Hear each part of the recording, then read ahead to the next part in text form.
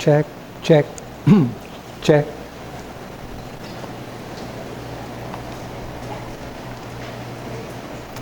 Sulat ni Pablo sa mga taga-Epeso pa rin ang ating paksa ngayong hapong ito. Maalala natin na ang sulat na ito ay bunsod ng matinding pag-ibig at dahil na rin sa papagal ni Pablo dito sa iglesyang ito. Twice niyang binisita ito sa second missionary journey, and especially sa third missionary journey is more or less 3 years ang inubos dito ni Pablo sa iglesyang ito. And so dito ngayon ay gusto niyang ipaalala ang mga dakilang biyaya na tinanggap nila. Gusto ni Pablo na hamunin sila because of these blessings na mamuhay na nagkakaisa bilang mga Hudyo at mga Hentil, at ganun din patuloy silang mamuhay ng karapat-dapat sa kanilang pagkatawag. Last time nakita natin, bagamat sila'y dati patay sa kasalanan, pero dahil sa biyaya ng Diyos, binuhay sila, at itong pagkabuhay sa kanila ang pakay ng Panginoon. They were saved by grace through faith para gumawa ng mabuti, para ipakita bilang pasasalamat ang kanilang paglilingkod sa kanilang Diyos at tagapagligtas. Ngayon naman, dadako tayo, Ephesians 2 pa rin, 11 to 13 tayo, mga kapatid. At sundan niyo ako sa pagbasa ko sa bahaging ito ng salita ng Panginoon, verses 11 to 13. Ito ang salita ng Panginoon. Kaya nga, alalahanin ninyo na noong una, kayo'y mga Hentil sa laman, tinatawag na di tuli, ng mga tinatawag na tuli sa laman, na ginawa ng mga kamay ng tao, na ng panahong iyon, kayo ay wala kay Kristo, hiwalay sa pagiging mamamayan ng Israel, at mga dayuhan sa mga tipan ng pangako, walang pag-asa at walang Diyos sa sanlibutan. Subalit, ngayon ay na kay Kristo Jesus. Kayo na noong una ay malayo, ay inilapit sa pamamagitan ng dugo ni Kristo. Tayo muna'y dumako sa Panginoon. Manalangin tayo, mga kapatid. Our loving Heavenly Father, sa amin pong paglapit sa inyo ngayong hapong ito, minsan pa pag-ibayuhin ninyo ang aming mga isip, ang aming pangunawa, at ipaalala niyo sa amin na dati kalulus-lunos ang aming kalalagayan, hiwalay kay Kristo, hiwalay sa kanyang bayan. Subalit ngayon, dahil sa kanyang dugo, kami po ay napalapit kay Kristo Jesus at sa kanyang iglesia. Ito po ang mga dalangin namin sa pangalan po lamang ng aming Panginoong Jesus. Amen. Marahil ay kilala ng marami sa inyo si Anne Frank. Naging famous siya sa tinatawag na The Diary of Anne Frank. Itong si Anne Frank ay isang teenager pa lamang at ang kanilang bayan ay sinakop ng Nazi Germany noong World War II. At for 2 years, nagtago itong si Anne Frank kasama yung kanyang pamilya para hindi sila mahuli. 2 years, nagtatago sila doon sa Amsterdam, sa Holland. In fact, hanggang ngayon, ay meron pa siyang bahay doon, the house of Anne Frank. I believe doon sila nagtago. At eventually, nahuli si Anne Frank. Merong nag-report, merong nagsumbong, at nabisto sila, hinuli ang kanyang buong pamilya, at doon namatay ang kanyang, I believe, tatay at kapatid sa concentration camp. At ganun din si Anne Frank at the age of only 15 years old. So yung kanyang diary ay tinaguri ang pinakamagandang account o pinakasabihin nating exhaustive sa buhay ng isang Hudyo nung panahon ng World War II. Ngayon ang tanong, sino ang nagsumbong? Sino ang nagsabi na doon sila nagtatago? Kaya nahuli sila. And for decades, ay hindi alam. At kumbaga, isang puzzle ito, isang misteryo. Sino kaya ang nagsumbong? Bakit nahuli ang mag-anak na ito? And just a few years ago, sa isang BBC article, ay meron na namang lumabas na isang, sabihin nating, panukala kung sino ang nagsumbong na ito. Sino? Bakit nahuli ang pamilyang ito?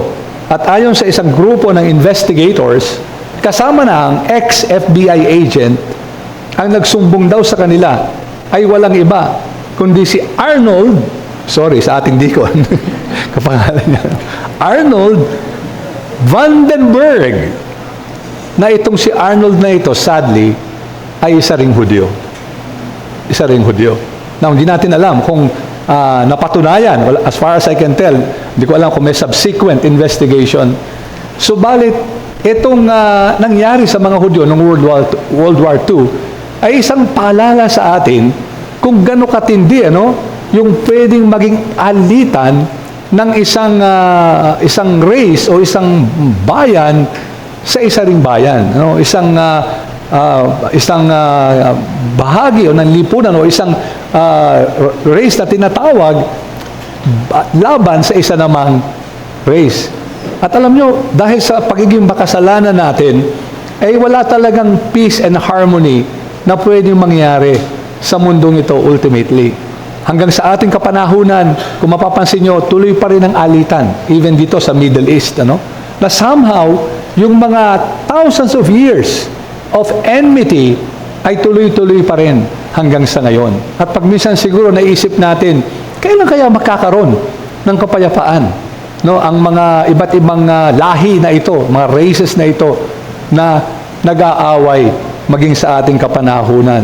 Now, ang sagot ng Biblia, the only way for real peace and harmony sa mga iba't ibang lahi ng mundong ito, walang iba kundi ang ating Panginoong Jesus. And in the early church, at yan nga, nakita natin sa Book of Acts, pinapangaral sa atin yan ni Brother Joe. In the Book of Acts, makikita natin na ang isang malaking issue sa mga early churches ay yung kaugnayan ng lahi ng mga Hudyo at lahi ng mga Hentil na nasa loob ng isang iglesia. At yan din ang isang malaking tema dito sa aklat ng Efeso. Kumbaga underneath this epistle is itong tension between Jews and Gentiles. Sabi nga ni John Stott, commenting on this passage, we have here, sabi niya, the portrait of an alienated humanity. Yung isang humanity na na-alienate, from God first of all, but from each other. Then, the portrait of the peacemaking Christ. And lastly, the portrait of God's new society. God's new society, na kung saan yung alitan ng mga lahi na ito ay mawawala because of the love of Christ and the love for Christ. And so mga kapatid, ang mensaheng gusto kong makita natin ngayong umagang o hapong ito, that as believers, don't forget that you were far from God. You were, past tense. Dati malayo kayo sa Diyos at sa Kanyang bayan bago tayo naligtas. Huwag nating kakalimutan na nung bago tayo maligtas, malayo tayo sa Diyos at sa Kanyang bayan. We were far apart, we were separate from God and His people. Sana huwag natin itong makalimutan. Hindi dahil sa sinabi ko ito, kundi pansinin natin, ito ang mensahe ni Pablo sa mga taga-Efeso. Tingnan natin, verse 11. The number 1, point natin, formerly separated from Christ and His people. Remember, sabi ni Paul, you were separated before conversion from Christ and His people. Verse 11. Therefore, tataka tayo, bakit? Therefore, he said, tumutungkol yan sa mga nauna. Verses 1 to 10. Patay kayo dati sa kasalanan, dahil sa biyaya ng Diyos, naligtas kayo, gumawa kayo ng mabuti ngayon. Therefore, dahil ito inyong pinagdaanan, remember. So, andyan, again, nasabi na natin yan last time. Kasi last time, tumingin din sa past, di ba? Yung verses 1 to 3. You were dead in trespasses and sins, Past yun. Ngayon, pansinin natin, inulit na naman yung nakalipas. So, merong tamang pag-alala sa nakalipas. Bagamat masama naman yung wala kang ginawa, kundi alalahanin yung nakalipas, That's one sure way to depression. Pag wala ka ng ginawa, kundi alalahanin yung mga masamang nangyari in the past. Pero merong tamang pag-alala. At yun ang sabi ni Pablo, remember, be mindful, literally exercise your memory. No? Alalahanin nyo. Huwag niyong kalimutan.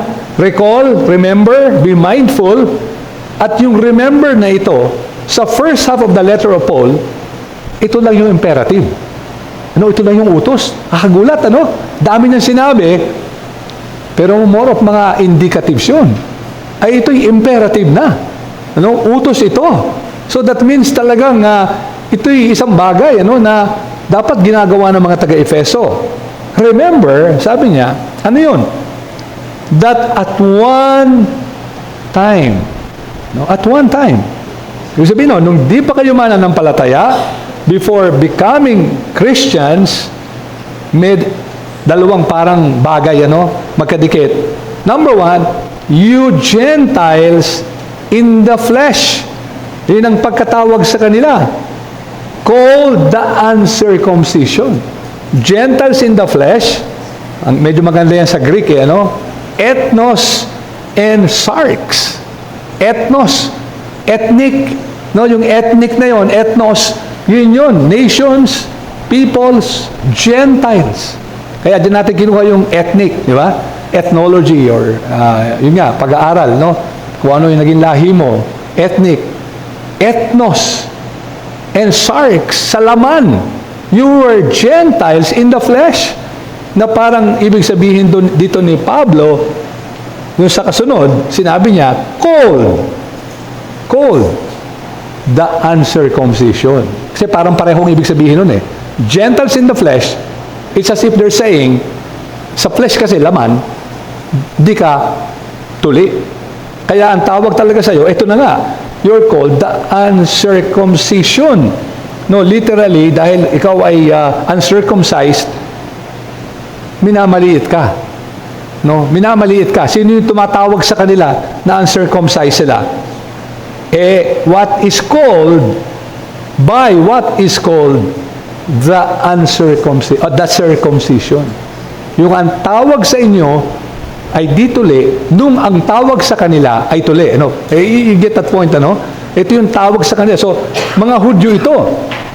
And the point is, parang pinapakita sa kanila, wala kayong tanda na kasali kayo sa tipan ng Diyos. Hindi kayo kasali sa bayan ng Diyos. Wala kayong sign. Wala kayong sign. Hindi nakikita sa inyong laman na kasali kayo nung unang panahon. But blessedly, napansin nyo ba?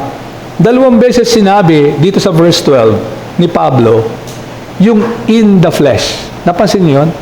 Gentiles in the flesh. Circumcised, or the circumcision which is made in the flesh with hands. So ang galing, na parang sinasabi ni Pablo, sa laman yan. Hindi yan sa Diyos. Tao lang ang gumawa niyan. Tao lang ang gumawa niyan. In the flesh ito. Ito yung sa laman lamang. At parang kino-contrast sa gawain ng Diyos. Bagamat di sinasabi ito ni Pablo, huwag tayong magkamali, na parang binabaliwala niya yung circumcision, na parang hindi ito galing sa Diyos. Of course, yan ang inutos ng Panginoon sa bayan ng Israel. Ang sinasabi lang dito ni Pablo, kung wala yung inner reality, kung wala yung spiritual na pagkabuhay, baliwala yung pagiging tuli ng isang tao. Napag-aralan natin yan. Series din yan ni Brother Joe sa Galatians 5 verse 6. For in Christ Jesus, neither circumcision nor uncircumcision counts for anything, but only faith working through love. Yung pananampalataya ang mahalaga. Hindi exactly kung tayo ay natuli o hindi. Pero sa kanilang kapanahunan, gusto lang ipakita dito ni Pablo na malayo kayo sa bayan ng Diyos. In fact, mismo yung bayan ng Diyos, maliit ang pagtingin sa inyo. Okay, but verse 12, dahil kayo ay hindi tuli, hindi kayo kasama ng bayan ng Diyos, ano pa yung dapat nilang maalala? Inulit na naman, remember. Ayun. Iba pa sa inyo, inulit na naman. No, kaya talagang merong oras na kailangan alalahanin natin once in a while, yung mga bagay na nangyari nung una. Remember, anong dapat tandaan? Ang dami ng sinabi ni Pablo dyan. Napansin nyo ba? 5 yung kanilang kalalagayan nung di pa sila tuli or hindi pa sila, well, at least spiritually, part of God's people. May 5. Yung una ang pinakamahalaga. You were at that time separated from Christ. At yan ang fundamental na pinakamahalaga dito. Wala kayo kay Kristo. Di ba nasabi natin, all the blessings are in Christ. Kung wala ka pa kay Kristo, wala kang pagpapala. Malayo ka kay Jesus. Ikalawa, alienated from the commonwealth of Israel. Malayo sa bayan. Wala sa, kumbaga, hindi ka isang miyembro ng mamamayan ng Israel. Hindi lang yan, ikatlo, strangers to the covenants of promise. Wala kang kaalam-alam. Kasi yung mga pangako sa tipan ay tinanggap ng mga Israelita. Hindi ka kabahagi ng mga Israelita. Paano mo malalaman kung ano yung mga pangako na yon? Wala silang ka-idea. May tagapagligtas na darating. Wala silang ka-idea sa lahat ng mga propesiya tungkol sa darating na Mesaya. And so, ikaapat, having no hope. Grabe, yung kanilang kalalagayan. Walang pag-asa. Well, meron din silang pag-asa, pero walang matibay na batayan. Kumbaga, baka sakali, sana nga, yun yung mga hope nila. No? Sana nga, gumanda. Yun ang hope nila. And finally, parang kumbaga, parang patindi ng patindi, without God in the world. Yung una, separate from Christ. Tapos yung huli, without God in the world. Now, siguro yung iba, maiisip, di ba marami naman silang Diyos-Diyusan? Ano ba yan? Di ba sila niniwala sa Diyos? Hindi naman.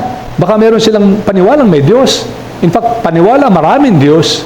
Pero ibig sabihin lang ni Pablo, wala silang tunay na kaugnayan sa tunay na Diyos.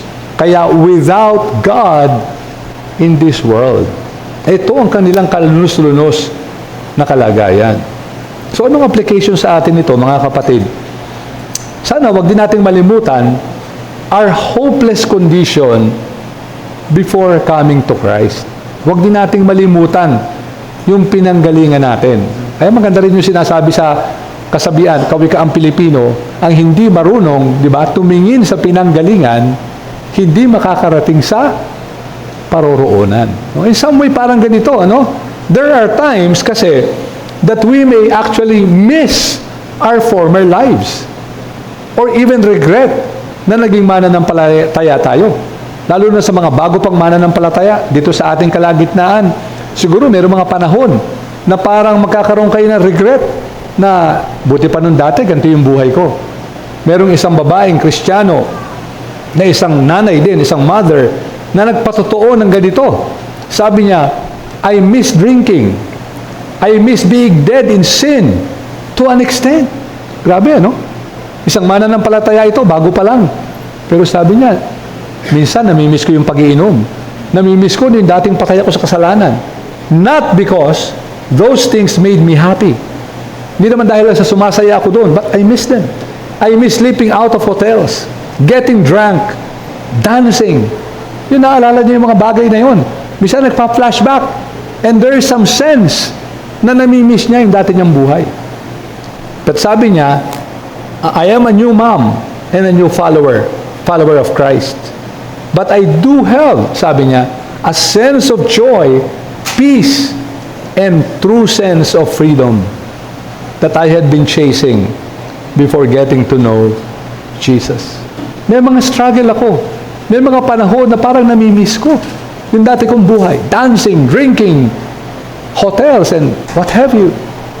Pero ngayon ako isang nanay, isang follower of Christ, at meron akong joy, peace, and freedom na nakamtan ko dahil kay Yesu Kristo. So pwede tayo bilang mga mananampalataya, kagaya din ng mga Israelita. Di ba nung naglalakbay na sila papuntang lumang pangako, halos kaaalis pa lang nila, maya't maya panay na reklamo nila. Parang kay Moses, nagreklamo sila. Buti pa sa Ehipto, may pagkain kami. Buti pa ganito, ganon. Kalalabas lang nila. Dating alipin sila. Ngayon, parang gusto nilang bumalik. And so, sana this becomes a reality check para sa atin. Kung tayo isang mananampalataya ngayon, di ko alam kung kayo yung kinakausap ko, na maaaring isang mananampalataya, lalo pa yung mga bagong mananampalataya, dumarating sa buhay natin, nalilimutan natin yung ating pinanggalingan, at in fact, pag naalala natin, parang natutukso pa tayo na gusto nating bumalik. Sana makita natin, yun nangyari dito, na ano ba talaga yung tunay na kondisyon natin. Well, vertically, separate from Christ. Without God in this world. Vertically. But horizontally, hindi tayo bahagi ng covenant people of God. Wala tayo sa bayan ng Diyos. And therefore, walang pag-asa. There's no hope for us. Grabe yung kalalagayan natin ngayon. Sana wag nating makalimutan yan. At pag binabalik-balikan natin yan, parang, yun nga, reality check, ano? Ako rin sa aking buhay pananampalataya, pag tinitingnan ko yung mga nangyari, halimbawa, sa mga nakasabay natin noon, maaaring kaklase natin, kaibigan natin, pag nakikita natin yung buhay nila, minsan, nagigising tayo. Oo nga, ano, sana baka ganun din ang nangyari sa akin kung hindi ako napalapit kay Kristo Jesus. So sana maalala natin ang mga bagay na ito. Pero sa mga wala pa kay Jesus sa hapong ito, sana rin makita natin, ito pala yung kondisyon ng isang wala kay Kristo. Grabe, ano? Separate from Christ. Imagine that, ano? Walang bahagi sa bayanan ng Diyos, sa Commonwealth of God. Walang bahagi sa mga pangako. Wala kang inaasahang pangako. And therefore, no hope. And without God in this world. Kung itong iyong kalalagayan ngayon, sana magising ka. At sana ngayon ay lumapit ka sa Panginoong Hesus, magsisi sa iyong mga kasalanan, at huwag mong hayaan na lumipas ang araw na ito na hindi ka nakakasama sa bayan ng Diyos. But then, lastly, secondly, at present, verse 13, ano ang ating katatayuan? Yun yung past. Now, present. We are near to Christ and His people. Dati far. Separate. Ngayon ay malapit. Ephesians 2 verse 13.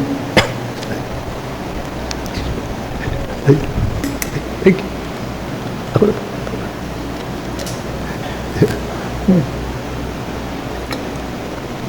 Yeah. Yeah. Salamat.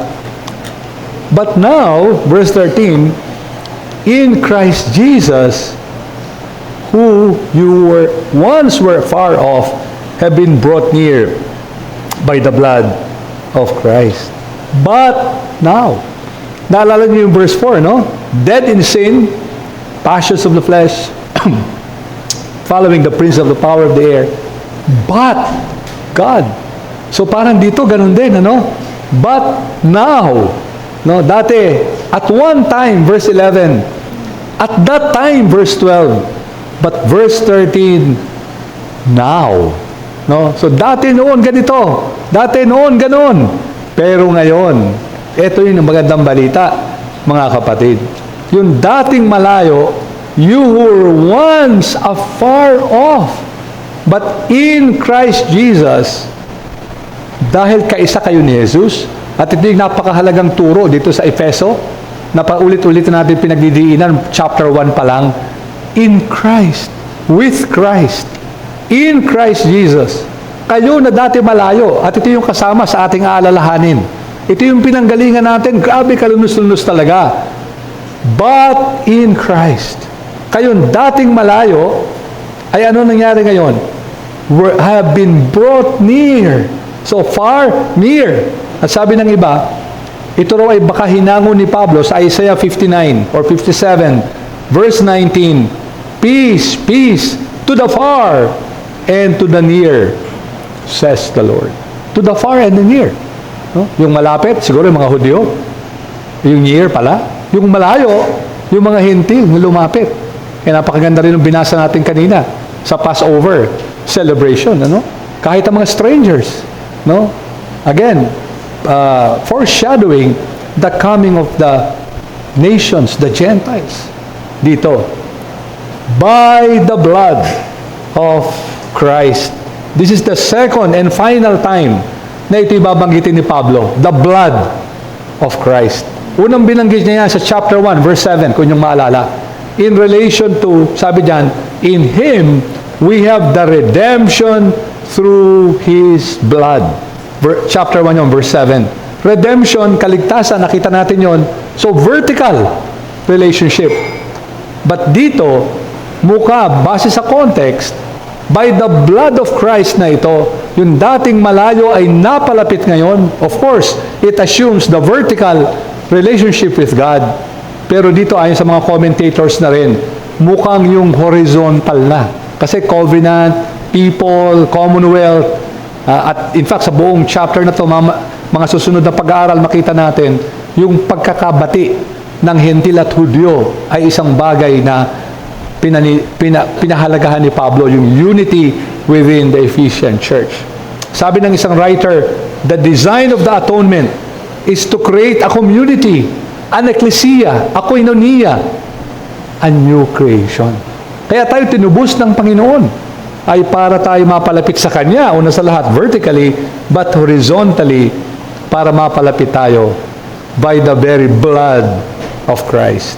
And so, mga kapatid, bilang application, let's just be thankful again to the Lord Jesus Christ by the blessing of salvation. Maging mapagpasalamat tayo. At yan ang ating, siguro, paulit-ulit na nating naririnig sa pulpito na ito. Maging mapagpasalamat na restore yung ating vertical relationship. Dati separate from Christ. Dati without God in this world. Pero nagkatagpo, na-restore ang kaugnayang ito. Pero ngayon, horizontally, we are members of the people of God. At in particular, sa atin ngayon, nakikita natin ito. Miyembro tayo ng isang iglesia. Kaya napakahalaga na ang isang tunay na mananampalataya ay makabilang sa isang iglesia.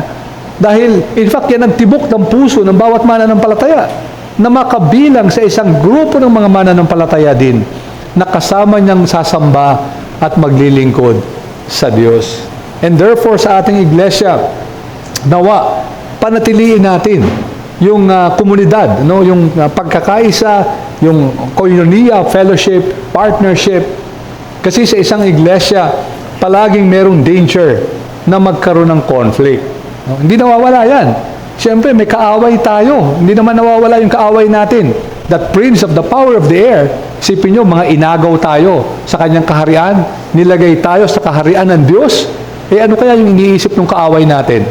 Siyempre, parang tayo yung outpost ng kingdom of God sa bahaging ito ng Pilipinas in our case. Siguro walang gustong gawin ng kalaban kundi mag-shoot ng mga fiery darts, mga apoy, mga arrows, at maya gusto niyang ibomba sa atin bilang mga mananampalataya. Sabi ng isang writer, the key causes of conflict within the church, ano ito? Sabi niya, nagbigay ng listahan, pride, immaturity, inflexibility, abuse of power, church politics or factionalism, unclear authority, personal differences. Ang dami niyan. Pwedeng sa isang iglesia ay pagmulan ito ng di pagkakasunduan. And so mga kapatid, sana we will always seek to contribute to the peace and harmony of the people of God. Kasi kaya tayo niligtas ay makabahagi ng isang bayan.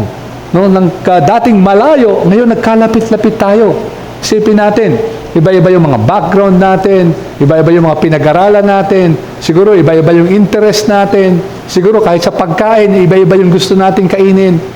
And yet, every Sunday, andito tayo, sama-samang sumasamba, where we unite our voice, we sing as one to worship our true and living God. And so sana, magpaging mapagpasalamat tayo. Thank you, Lord. Ginawa mo akong kabahagi. Salamat, may iglesia dito, sa lugar na ito, na pwede nating puntahan. Pwede nating sambahin ang Diyos linggo-linggo because of the Trinity Bible Church. Subalit sa mga wala pa kay Jesus, sana rin, you will draw near to Christ. Nakita na natin, by the blood of Christ, yung dugo niya ang nagligtas sa mga makasalanan tulad natin, Hudyo man o kaya hintil.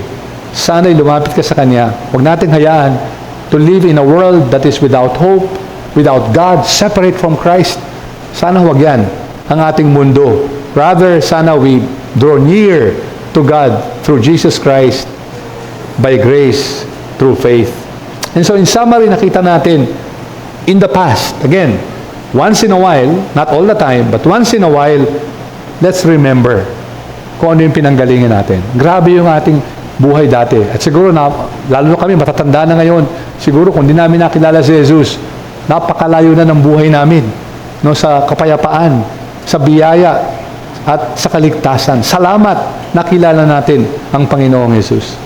At dahil dito, we belong to Christ, and we are part of His people. Sama-sama tayo ngayon na naglilingkod sa ating Panginoon. Alam nyo, sa isang maliit na iglesia o bayan, no, sa Amerika, meron dalawang pastor na nagsisilbi sa dalawang churches, magkaibang churches, ano? One is Pastor Rod, at si Pastor Rod ay pastor ng isang predominantly African-American church, no? Kasi black siya, black din yung kalimitan, puro mga blacks yung nasa congregation. But the other pastor is Pastor Daniel.